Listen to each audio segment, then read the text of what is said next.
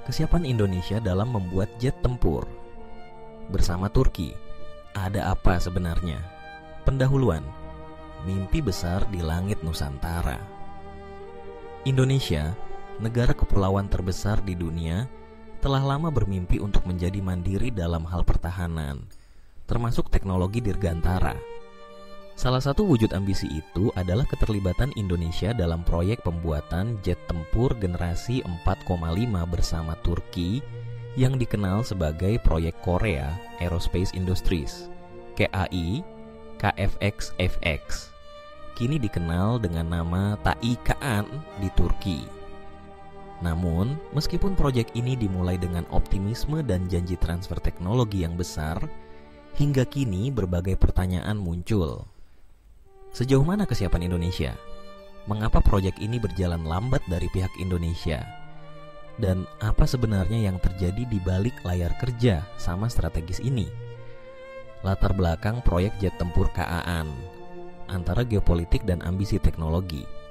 Turki melalui Turkish Aerospace Industries (TAI) dan Korea Selatan dengan KAA menggagas pembuatan jet tempur multiguna generasi 4,5 untuk menggantikan armada tua seperti F-4 Phantom dan F-5 yang masih digunakan oleh negara-negara berkembang.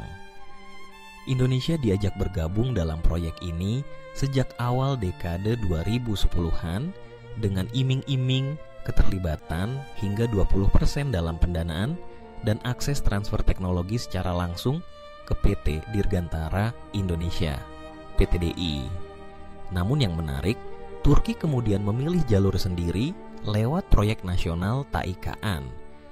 Sementara Korea Selatan melanjutkan dengan versi KF-21 Boramae. Sementara itu, posisi Indonesia menjadi ambigu di tengah tarik-menarik dua poros besar ini. Perjanjian awal dan harapan Indonesia. Indonesia dan Korea Selatan menandatangani nota kesepahaman resmi pada tahun 2010 dan diperkuat dengan kontrak pengembangan pada tahun 2016. Dalam skema awalnya, Indonesia diharapkan menyumbang dana sebesar 20% dari total biaya proyek sebesar 7,5 miliar dolar Amerika Serikat atau sekitar 1,5 miliar dolar Amerika Serikat. Sebagai gantinya, Indonesia akan memperoleh akses terhadap desain dan rekayasa jet tempur modern transfer teknologi kunci ke PTDI. Kemampuan memproduksi jet tempur dalam negeri, peluang besar mengembangkan industri pertahanan dalam negeri. Namun, komitmen ini tidak berjalan mulus. Hingga tahun 2023, Indonesia baru membayar kurang dari 30% dari total yang dijanjikan. Ketidakjelasan pembayaran ini menimbulkan kegelisahan dari pihak Korea Selatan dan menyebabkan mandeknya pengiriman teknologi ke Indonesia. Berbalik ke Turki, keterlibatan dalam proyek jet tempur KAAN.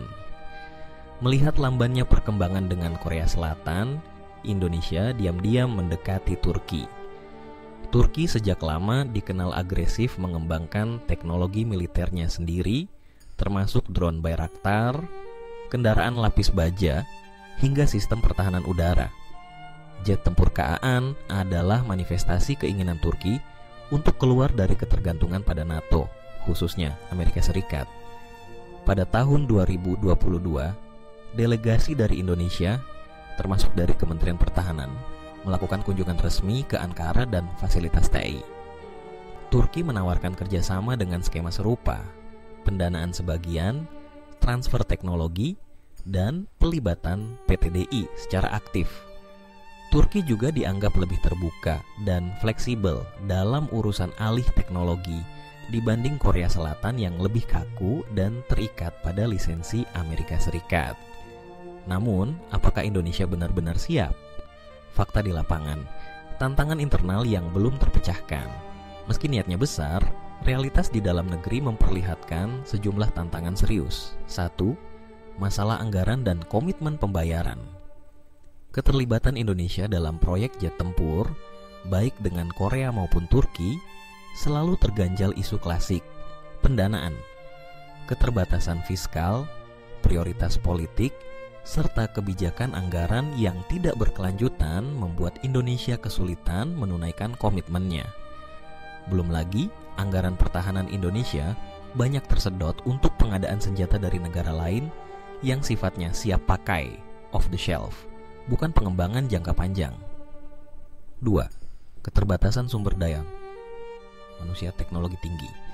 PT DI memiliki pengalaman dalam merakit dan memodifikasi pesawat seperti CN-235 atau N-219, tapi jet tempur adalah cerita berbeda. Diperlukan spesialis avionik, radar, teknologi siluman, serta material komposit berteknologi tinggi.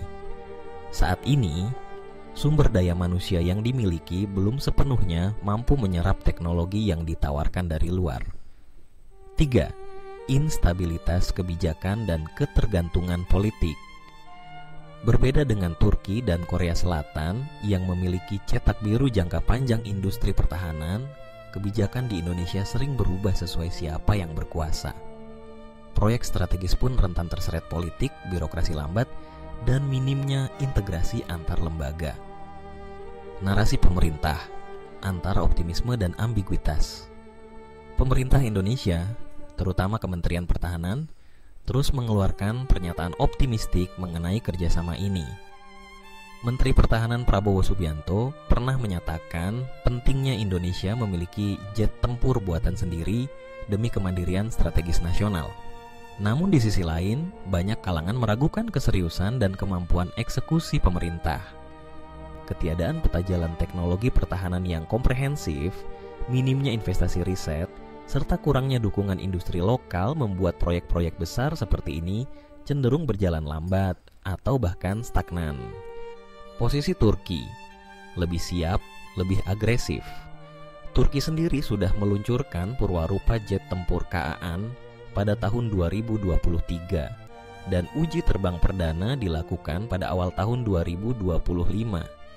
Dalam proyek ini, Turki telah membangun ekosistem industri nasional yang terlibat, mulai dari produsen mesin, radar, sampai sistem elektronik. Berbeda dengan Korea Selatan yang masih menggandeng Amerika Serikat untuk sebagian besar komponennya, Turki mencoba lebih mandiri, termasuk dalam hal mesin yang dikembangkan bersama Ukraina dan Inggris. Ini memberi daya tarik tersendiri bagi Indonesia yang ingin keluar dari ketergantungan Barat. Apa keuntungan Indonesia jika serius bergabung dengan Turki? Jika Indonesia benar-benar fokus dan memenuhi kewajiban finansial serta teknologinya dalam kerjasama dengan Turki, maka beberapa manfaat strategis bisa diraih. Transfer teknologi nyata. Turki cenderung lebih fleksibel dalam membagikan teknologi dibanding Korea Selatan atau negara Barat. Diversifikasi mitra pertahanan. Tidak melulu tergantung ke Barat, Indonesia bisa membangun hubungan jangka panjang dengan mitra non-tradisional seperti Turki. Efek ganda ekonomi, bangkitnya industri lokal, penciptaan lapangan kerja, dan efek pengganda ekonomi dari sektor pertahanan. Posisi geopolitik baru, menjadi bagian dari poros kekuatan baru antara negara-negara berkembang yang ingin mandiri dalam urusan militer. Namun, ini semua tidak akan tercapai jika Indonesia tidak segera mengambil keputusan tegas dan mengalokasikan sumber daya secara serius. Tantangan global dan urgensi bertindak. Dunia sedang mengalami era ketegangan geopolitik baru. Ketegangan di Laut Cina Selatan, rivalitas Amerika Serikat dengan Cina, konflik di Ukraina, hingga dinamika di Timur Tengah, semuanya menegaskan satu hal. Negara yang lemah secara militer akan rentan menjadi korban. Indonesia dengan lokasi strategis di jantung Indo-Pasifik tidak bisa terus bergantung pada sistem senjata impor tanpa memahami cara membuatnya. Membuat jet tempur mungkin bukan solusi cepat, tapi inilah pondasi kemandirian sejati. Jika proyek dengan Turki dibiarkan menggantung seperti halnya proyek AFX dengan Korea Selatan, maka peluang emas ini bisa lenyap dan Indonesia kembali menjadi pasar, bukan produsen. Kesimpulan, menuju langit kedaulatan atau tetap di landasan. Pertanyaan, ada apa sebenarnya? Dalam kerjasama jet tempur, Indonesia-Turki bukan hanya soal politik luar negeri atau alokasi anggaran.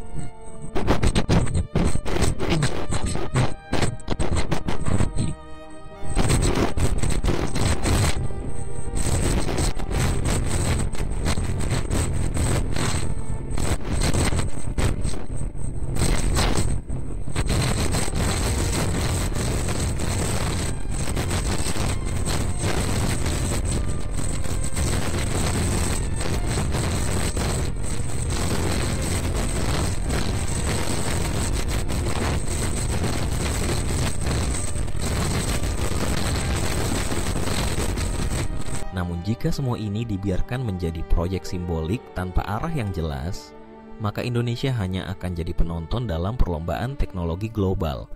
Dan itu adalah kehilangan yang terlalu besar untuk sebuah negara sebesar Indonesia.